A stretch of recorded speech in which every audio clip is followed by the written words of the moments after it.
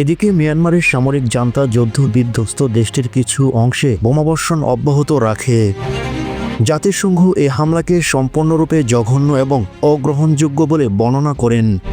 শুক্রবারের ভূমিকম্পে দেশটিতে ১৬০০ জনেরও বেশি মানুষ নিহত হন। জাতিসংঘের বিশেষ প্রতিবেদক টম অ্যান্ড্রুস বিবিসিকে জানান, ভূমিকম্পের পরে সেনাবাহিনী মানুষকে উদ্ধার করার চেষ্টা করার সময় বোমাবর্ষণ অব্যাহত রাখা হয়। এটি অবিশ্বাস্যের চেয়ে কম কিছু নয়। তিনি প্রায় ৪ বছর আগে অভ্যুত্থানের মাধ্যমে ক্ষমতা দখলকারী সামরিক সরকারকে সমস্ত সামরিক অভিযান বন্ধ করার আহ্বান জানান।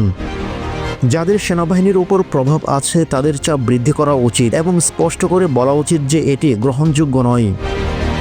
তিনি জানান, আমি জান্তাকে তাদের যে কোনো সামরিক অভিযান বন্ধ করার আহ্বান জানাচ্ছি। তিনি এ সময় আরও বলেন, বিবিসি বার্মিজ নিশ্চিত করে যে উত্তর শান রাজ্যের নাওচংতে বিমান হামলায় ৭ জন নিহত হন।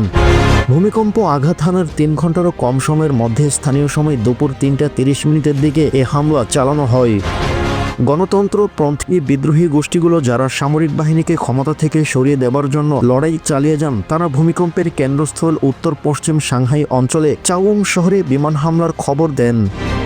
থাই সীমান্তের কাছাকাছি অঞ্চলগুলোতে বিমান হামলার খবর পাওয়া যায়। এদিকে ক্ষমতাচ্যুত বেসামরিক প্রশাসনের প্রতিনিধিত্বকারী জাতীয় ঐক্য সরকার এক বিবৃতিতে জানায় যে রবিবার থেকে তাদের সশস্ত্র বাহিনী ভূমিকম্পে ক্ষতিগ্রস্ত এলাকায় প্রতিরক্ষামূলক পদক্ষেপ ব্যতীত আক্রমণাত্মক সামরিক অভিযান ২ সপ্তাহের জন্য বিরতি শুরু করবে। এ সময় জান্তা জানায় যে ১৬৪৪ জন এ সময় মারা যান এবং অনেকে ধ্বংসস্তূপের নিচে আটকা পড়েছেন বলে ধারণা করা হয়। ২০২১ সালে সামরিক অভ্যুত্থানের পর মিয়ানমারে ৪ বছরে গৃহযুদ্ধের পর এ ভূমিকম্পটি ঘটল।